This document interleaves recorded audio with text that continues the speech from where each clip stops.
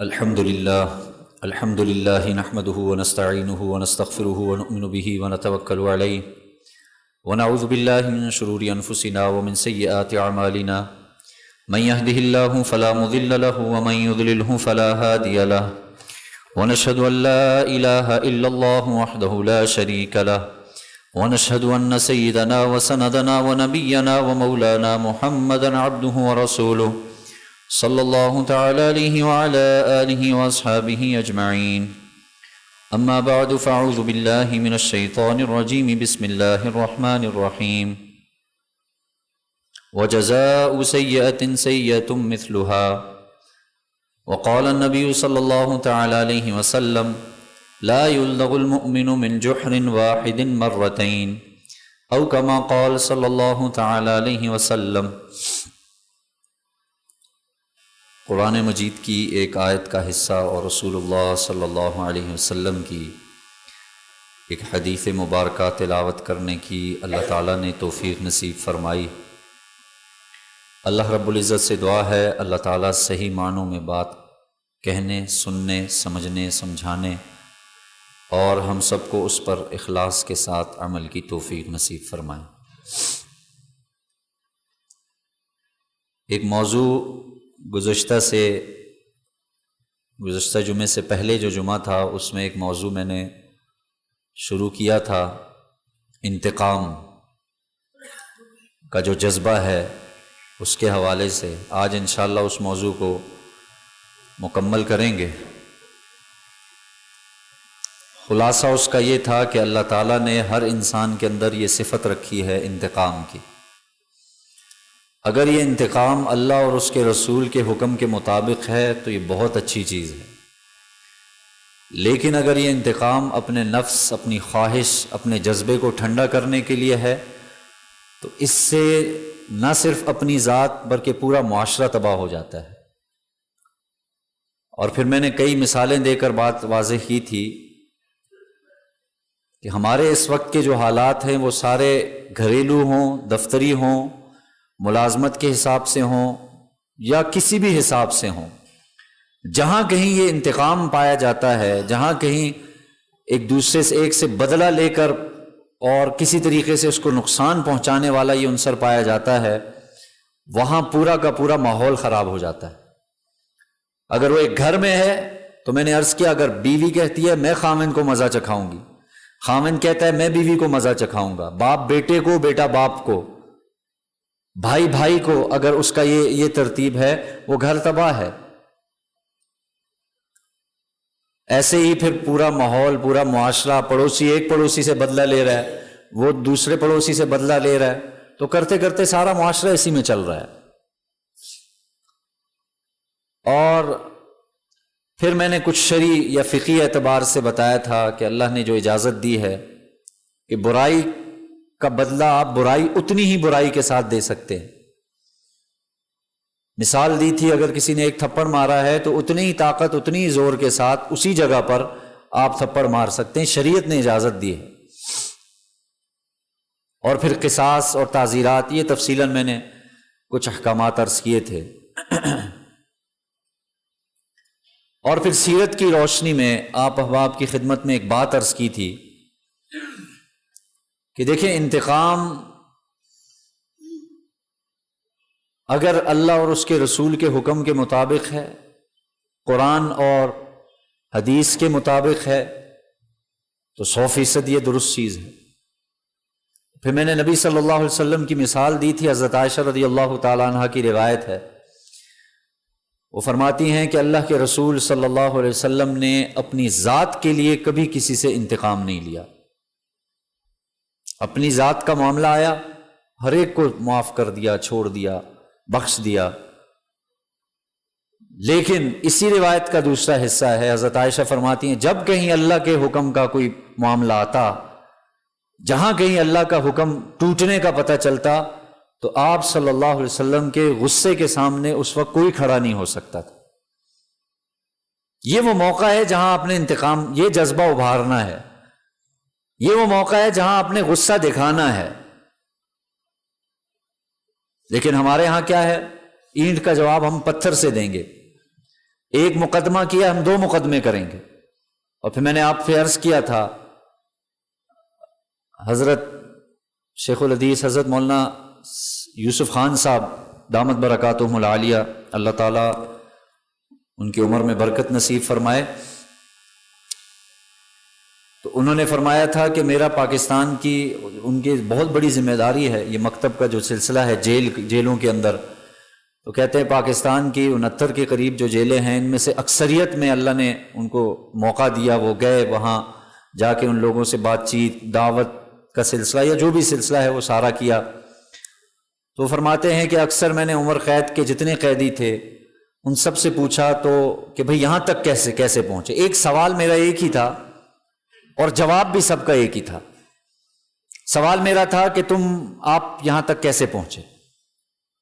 تو جواب اس کا تھا کہ انتقام کی وجہ سے، اور کوئی ان سے جواب نہیں نکلا۔ وہ کہنے لگے یہی 10-15 منٹ کا معاملہ تھا، انتقام لینا ہے، انتقام لیا ہے، آج میں یہاں پہ پہنچا ہوں۔ فلاں نے ایک کیس کیا، ہم 2 کیس اس پہ ٹھوکیں گے۔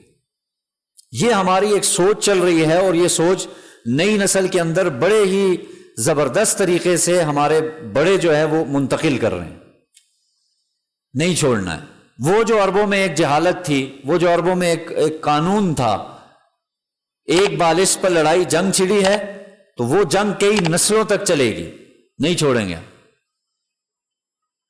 وہ انتقامی جذبہ آپ کو آج ہمارے اس معاشرے میں نظر آ رہا ہوگا، اور پھر اس کے وجہ سے آپ حالات ہمارے سامنے ہیں، ظاہر ہے وہ ڈھکے چھپے نہیں ہیں۔ پھر میں نے ایک سوال پر بات ختم کی تھی، یہ خلاصہ عرض کر رہا ہوں پچھلے سے پہلے ہفتے کا تھا۔ سوال آپ صلی اللہ علیہ وسلم سے ایک صحابی نے کیا، ظاہر ہے جب ہم کسی سے انتقام نہیں لیں گے، اینٹ کا جواب ہم پتھر سے نہیں دیں گے تو ہم تو دب کے رہ جائیں گے، ہمیں تو کوئی پوچھے گا بھی نہیں، تھپڑ بھی نہیں مارے گا ہمیں، ہماری طرف تو کوئی دیکھے گا نہیں، ہم کیسے زندگی گزاریں گے؟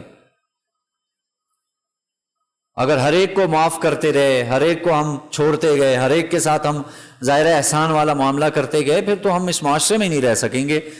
اور پھر اس کے جواب میں نے رسول اللہ صلی اللہ علیہ وسلم کے پاس ایک صحابی آئے، اور سوال یہ تھا کہ آخر ہم کب تک کسی کو معاف کریں گے؟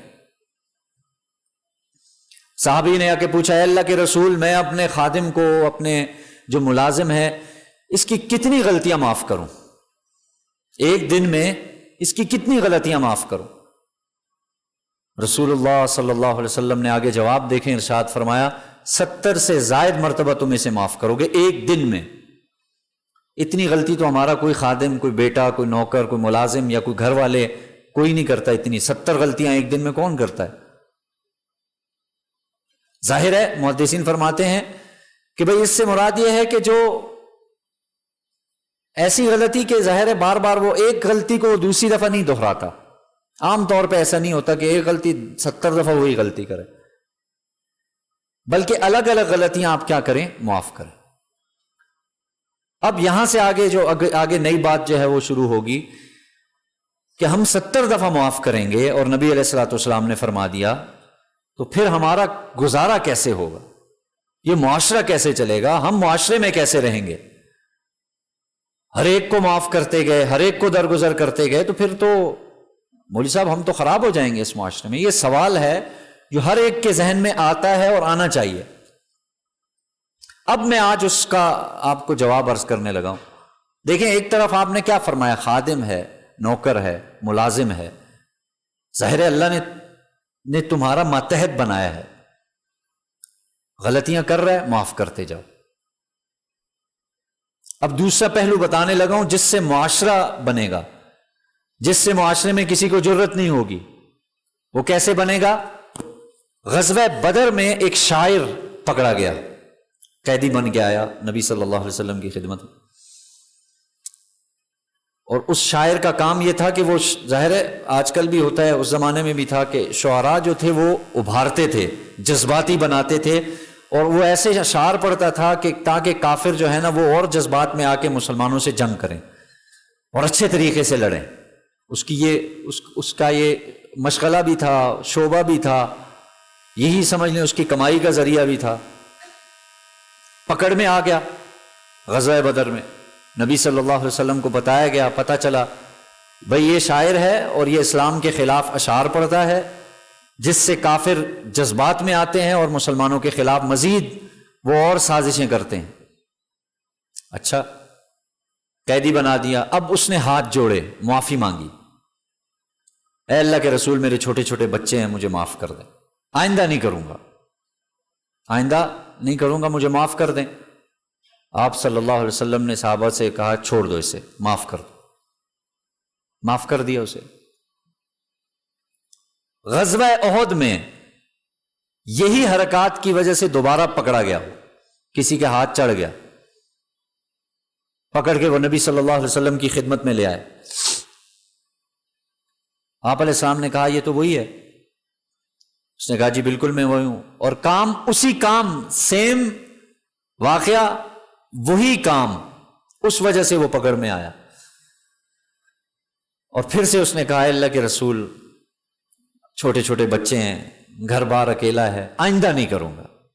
اب یہاں آپ صلی اللہ علیہ وسلم نے ایک جملہ ارشاد فرمایا، وہ جملہ ہم میں سے ہر ایک شخص یاد رکھے، معاشرہ اس سے بنتا ہے، بالکل اس کو زندگی کا اپنی حصہ بنا لیں اس جملے کو۔ آپ علیہ السلام نے فرمایا لا یلدغ المؤمن من جحر واحد مرتين، ایک مومن آدمی ایک سوراخ سے 2 مرتبہ نہیں ڈسا جا سکتا۔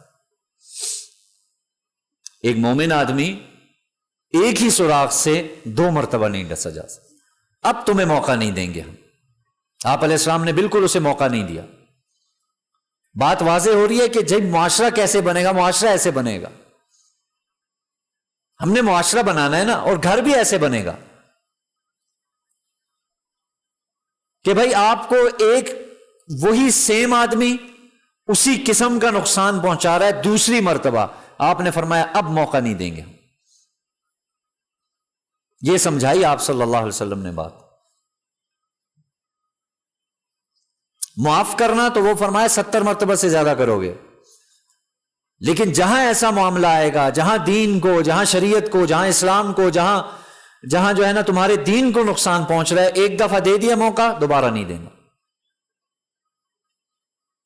دیکھیں اللہ تعالیٰ کے اسماء ہیں نا، اللہ کی صفات ہیں، اکثر آپ نے دیکھا 99 صفات ہیں اللہ تعالیٰ کی، مساجد میں بھی لکھی ہوتی ہیں، ہر ایک شخص گھر میں بھی اس کی فریم لگی ہوتی ہے، اور ہم میں سے ہر ایک شخص واقف ہوتا ہے ان سے۔ اللہ کی اکثر صفات ایسی ہیں جو اللہ تعالیٰ چاہتے ہیں، اللہ تعالیٰ کی طرف سے یہ یوں سمجھ لیجئے ایک اشارہ دیا گیا ہے کہ بھائی بندے بھی وہ صفات اپنے اندر اپنائیں۔ جیسے اللہ کی ایک صفت ہے رحمان، اللہ چاہتے ہیں بندوں کے اندر بھی وہ صفت آئے، بندے بھی رحم کرنے والے بنے۔ اللہ کی ایک صفت ہے غفور، معاف کرنے والا، اللہ چاہتے ہیں بندے کے اندر بھی یہ صفت آنی چاہیے۔ تو ایسی اکثر صفات ایسی ہیں جس میں اللہ تعالیٰ کی طرف سے یعنی یہ اللہ کی چاہت ہے، یہ منشا ہے کہ بندے کے اندر یہ صفت آئیں۔ لیکن انہی میں سے 2 صفات ایسی ہیں کہ جو ممانعت ہے بندے کو، تم نے یہ اختیار نہیں کرنی، تمہیں یہ حکم اور آرڈر نہیں ہے کہ تم اس کو اختیار کرو۔ پہلی صفت المتکبر، تکبر کرنے والا۔ کیا مطلب؟ اپنی ذات کو بڑا سمجھنا اور دوسرے کو حقیر سمجھنا۔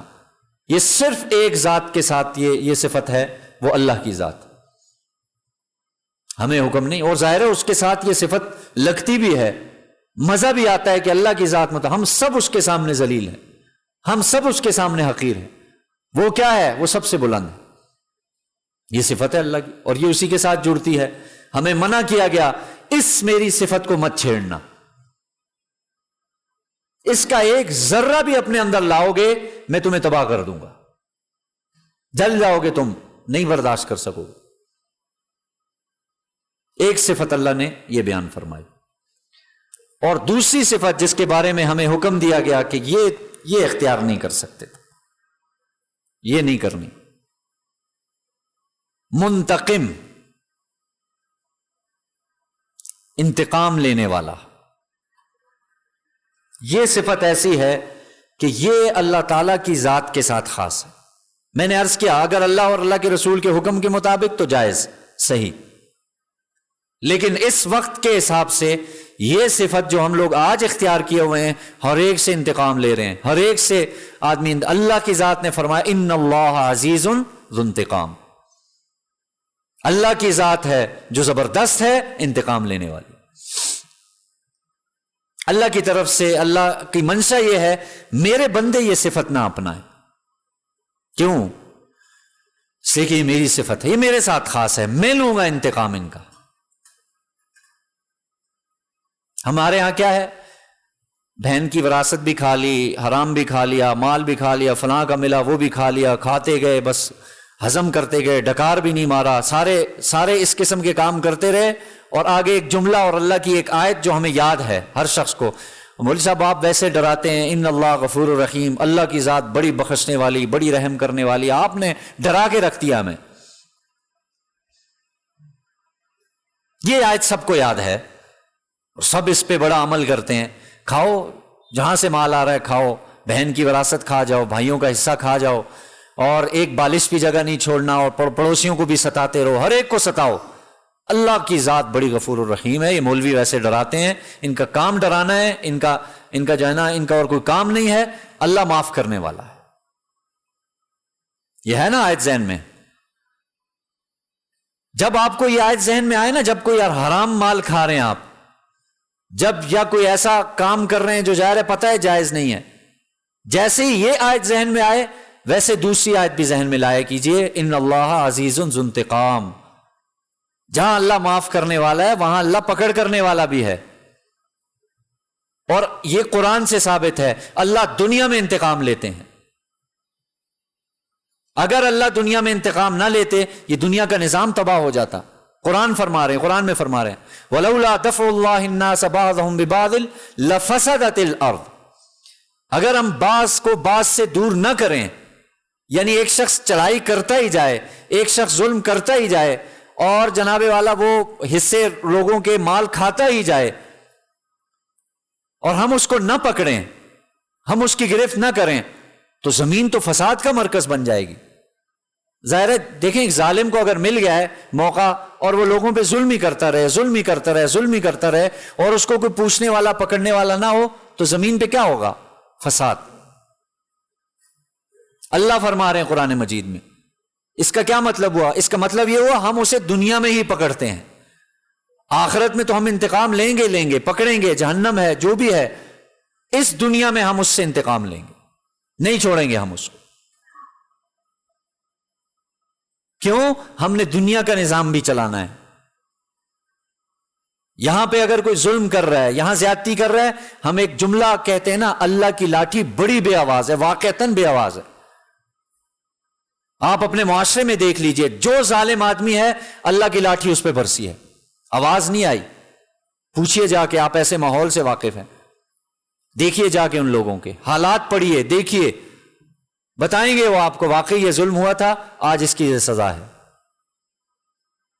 بہت بے آواز ہے. جو آج ہم ظلم کر رہے ہیں نا کسی بھی اعتبار سے، جو انتقامی جذبہ ہمارے اندر ہے، بیویوں سے لوگ انتقام لے رہے ہیں، گھر کے ماحول ہمارے خراب ہو چکے، اولاد سے والد انتقام لے رہا ہے، اولاد اپنے والد سے انتقام لے رہی ہے، بھائی آپس میں کھڑے ہیں، کیسز لگے ہیں، آپ دیکھیں عدالتیں بھری ہوئی ہیں، کیا ہے جی؟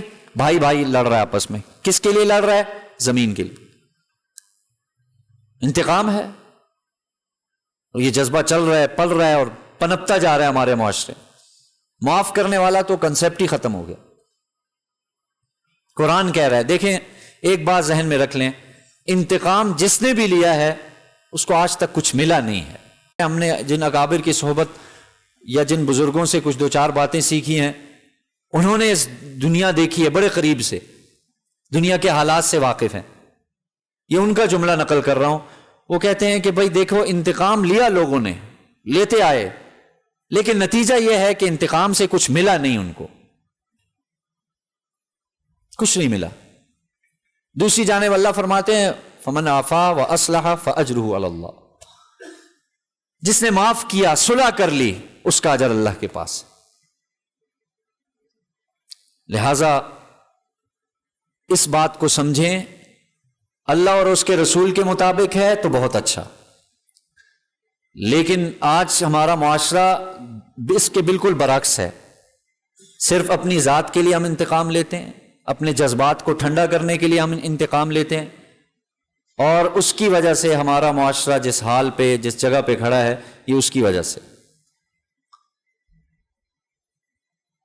اور ظاہر ہے ساری مثالیں میں نے واضح کر دیں کہ پھر ہم کریں کیا. تو میں نے کہا کہ ایک تو وہ حدیث نبی صلی اللہ علیہ وسلم کی یاد رکھیں، اور دوسری بات یہ ہے کہ اپنے اندر یہ صفت پیدا کریں، اپنے گھر سے شروع کریں، اپنے گھر والوں کو معاف کرنا سیکھیں، انتقام نہ لیں خدا را. تربیت ایک الگ چیز ہے، اصلاح ایک الگ موضوع ہے، لیکن ہمارے ہاں تو انتقام میں آ کے حیوان بن جاتے ہیں لوگ. مار دھار پہ بیویوں کو مارتے ہیں، بیویوں کو. ساری مردانگی دو جگہوں پہ ہم نے دیکھا ہے. یہ جتنے ہم لوگ ہیں نا، ہماری ساری مردانگی یا ہمارا سارا غصہ یا ہم جو جذبات ٹھنڈے کرتے ہیں، ہم نے دیکھا ہے دو جگہوں پہ. ایک وہ جو ظاہر ہے مقابلہ نہیں کر سکتی، وہ ہے ہمارے گھر کی خواتین، بیویاں مارتے ہیں، دبا کے مارتے ہیں، بڑے تکبر سے کہتے ہیں آج تو میں نے یہ کر دیا، وہ کر دیا. اور دوسرا ہم نے جو الحمدللہ یہاں نہیں لیکن ویسے اوورال دیکھا ہے، کسی پہ نہیں چلتی تو مسجد کے امام صاحب یا مؤذن پہ چلاتے ہیں، اس کو آگے سنائیں گے، وہ ظاہر ہے. اور میں آپ کو ایک بات عرض کر دوں، حکیم الامت نے لکھا ہے، اگرچہ موضوع کی ظاہر ہے اس کی مناسبت سے جو بات میں نے عرض کی، حکیم الامت فرماتے ہیں، مولانا اشرف علی تھانوی صاحب، وہ فرماتے ہیں کہ بھئی دو کام ایسے ہیں یا گناہ ایسے ہیں یا لوگوں کے اعمال ایسے ہیں دو، کہ ان کا، وہ فرماتے ہیں میرا ذاتی تجربہ ہے کہ جس میں یہ دو چیزیں پائی جاتی ہیں اس کا خاتمہ بڑا خراب ہوتا ہے. ایک جو اپنے علماء کے بارے میں فضول بات کرتا ہے، علماء کے بارے میں ایسی باتیں جو نہیں کرنی چاہیے وہ یہ کرتا ہے. ہمارے ہاں تو آج سورج نکل آیا، مولوی صاحب کی غلطی ہے، آج بارش برسی ہے، مولوی صاحب کی غلطی ہے، ہر چیز میں ظاہر ہے گھما پھرا کے مولوی صاحب کی غلطی ہے. حکیم الامت فرماتے ہیں کسی عالم کے بارے میں اس قسم کے الفاظ جو استعمال کرتا ہے، میرا یہ تجربہ ہے اس کا خاتمہ اچھا میں نے نہیں دیکھا. اور دوسری بات فرماتے ہیں جو بیویوں پہ ہاتھ اٹھاتے ہیں، بیویوں پہ ہاتھ اٹھاتے ہیں، مارتے پیٹتے ہیں، انتقامی جذبہ ہے، باہر سے تھکے آ رہے آئے، بیوی نے یہ کام ایسے کر دیا، مارنا شروع کر دیا. فرماتے ہیں کہ میرا یہ تجربہ ہے ان کا پیشاب اور پخانہ ان کے بستر پہ نکلتا ہے. کہاں کی مردانگی ہے یہ بھائی؟ آئے نا آپ اپنے کسی مقابل کے سامنے، وہاں نہیں، وہاں غصہ ہمیشہ یاد رکھیں اپنے سے نیچے والے پہ آتا ہے. یا تو کمزور ہو یا پتا ہو کہ اس کا تو ہے نہیں تو ٹھیک ہے دیکھ لیں گے. اپنے اندر سے خدا را اس صفت کو، ہم نے جو نوجوان ہیں ہم نے دیکھے ہیں، وہ بھی ان سے بھی گزارش ہے، ہمارے جو گھروں کے بڑے ہیں ان سے بھی گزارش ہے، سب ظاہر ہے سب سے پہلے میں پھر کوئی اور، ہمارے اندر یہ صفت پیدا ہو جائے برداشت والی، معاف درگزر. آج پتہ ہے ہماری بیماریوں کی جو بنیادی وجہ ہے، خصوصاً یہ جو ٹینشن، ڈپریشن، اکثر لوگ اس میں ہیں، اور معدے کے امراض اور اس قسم، ایک تو چلو اللہ کی طرف سے ہے، صحت کی وجہ سے ہے، وہ ایک الگ چیز ہے. زیادہ تر لوگ وہ صرف ٹینشن کی وجہ سے بیمار. اور ٹینشن کیا ہے؟ بڑا ایک زبردست جملہ یہ لکھا ہوتا ہے بعض گاڑیوں کے پیچھے بھی، اور یہ میں نے کہ بھائی ہم اپنے دکھوں سے زیادہ دوسروں کے سکھوں سے پریشان ہیں. ہمیں اپنے دکھ کی پرواہ نہیں ہے، دوسرا کیوں سکھ میں ہے ہمیں یہ ٹینشن ہے. پال رہے ہیں اپنے اندر پریشانیاں اور پھر جا رہے ہیں بیماریوں میں گھرے ہوئے ہم لوگ. حالانکہ 1400 سال پہلے تقریباً رسول اللہ صلی اللہ علیہ وسلم کا یہ ان کے فرمان ہے، فرامین ہے دیکھیں وہ اس چیز کو ختم کر رہے ہیں. آپ علیہ السلام نے فرمایا رات کو جب سو سب کو معاف کر کے سو، دل صاف کر کے سو، جو جیسا تھا میں نے معاف کیا. ٹھیک ہے ایک کیفیت بندے میں باقی رہتی ہے، جو ایک ہوتا ہے نا ایک دکھ سا، وہ باقی رہتا ہے. پتہ نہیں کیا ہو گیا اسے یار، ایک کیفیت باقی رہتی ہے، لیکن آپ اپنی طرف سے معاف کر کے سو. آپ دیکھیں گے کہ آپ صبح اٹھیں گے، اللہ تعالیٰ کرے گا یہ ٹینشن، ڈپریشن اور فضول قسم کی، ان سے انشاءاللہ آپ کی جان چھوٹے گی. بہرحال موضوع یہ تھا. اللہ تعالیٰ سے دعا ہے اللہ تعالیٰ ہمیں ان باتوں پر عمل کی توفیق نصیب فرمائے. اچھا، 12 ربیع الاول کے حوالے سے کچھ باتیں عرض کرنی تھی، لیکن انشاءاللہ العزیز زندگی رہی تو، چونکہ کل بھی میں کہیں دور تھا، سفر میں تھا، پھر آج بھی، تو اس کے لیے میں نے پھر یہ متعین کیا کہ کل انشاءاللہ عشاء کی نماز کے بعد جو ہمارا درس قرآن ہوتا ہے، آپ احباب کو دعوت ہے، اس میں آپ تشریف لائیے. تو اس میں کہ انشاءاللہ کچھ ظاہر ہے اس پہ بہت سی تحقیقی باتیں ہوتی ہیں، تو انشاءاللہ العزیز کل عشاء کی نماز میں احباب تشریف لانا چاہیں لائیں، تو اس حوالے سے پھر اس پہ بات ہوگی. مسئلہ ہے جی نکاح کی تقریب میں مجلس میں لڑکا یا لڑکی سے کلمہ وغیرہ پڑھانا آیا، اس کا کیا حکم ہے؟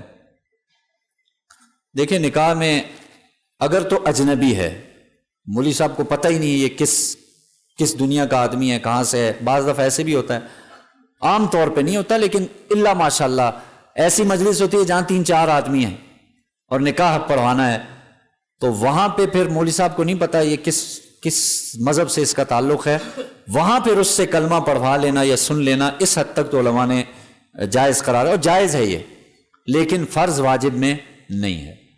بالکل کوئی فرض واجب نہیں ہے. مولوی صاحب کو پتہ ہے یہ آدمی مسلمان ہے، بس کافی ہے.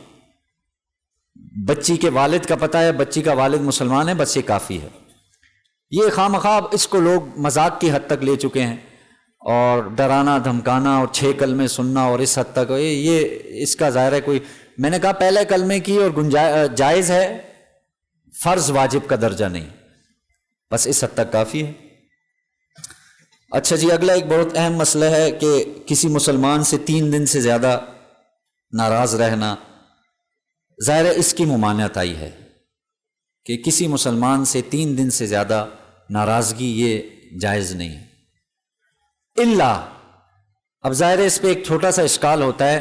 غزوہ تبوک کے موقع پر رسول اللہ صلی اللہ علیہ وسلم 3 صحابہ سے 50 دن تک آپ نے بات نہیں کی.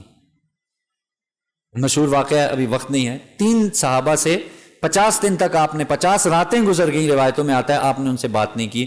تو آیا پھر یہ کیا ہو گیا کہ آپ ایک طرف فرما رہے ہیں کہ 3 دن سے زیادہ نہیں، اور خود آپ صلی اللہ علیہ وسلم نے 50 دن. تو اس کا جواب یہ دیا ہے محدثین نے، اصلاح کے لیے جائز ہے، اصلاح کے لیے جائز ہے. اور وہ ظاہر ہے اصلاح اپنی اولاد کی ہو سکتی ہے، بہت قریبی دوست ہے، آپ کو پتہ ہے کہ یار یہ نماز نہیں پڑھتا، اس قسم کے کام ہو. دیکھیں ان کے ساتھ تو ہوا آپ، لیکن 50 دن کے بعد سورہ توبہ میں اللہ تعالیٰ نے ان کی توبہ کا ذکر کیا ہے، یہ اللہ تعالیٰ نے ان کو مقام دیا ہے. تو یہ بھی دیکھیں نا. تو اس لیے آج کل جو ہماری ناراضگیاں ہوتی ہیں وہ ظاہر ہے خالصتاً دنیا کی وجہ سے ہیں، خالصتاً اپنی ایک اندر کی خواہش کی وجہ سے ہے. تو 3 دن سے زیادہ اس کی گنجائش نہیں ہے. ہمارے ہاں تو ایسا کریں تو ظاہر ہے وہ لڑائی ہے نا، جھگڑا ہے، تو اس لیے. اچھا جی، دیکھا گیا ہے کہ جائے نماز کو بعض دفعہ گھروں میں ایسا ہوتا ہے کہ جائے نماز بچھائی، اور مرد بھی خواتین بھی جب نماز پڑھ لیتے ہیں تو اس کا یہ ہلکا سا ایک کونا پلٹ کے رکھ دیتے ہیں اس وقت.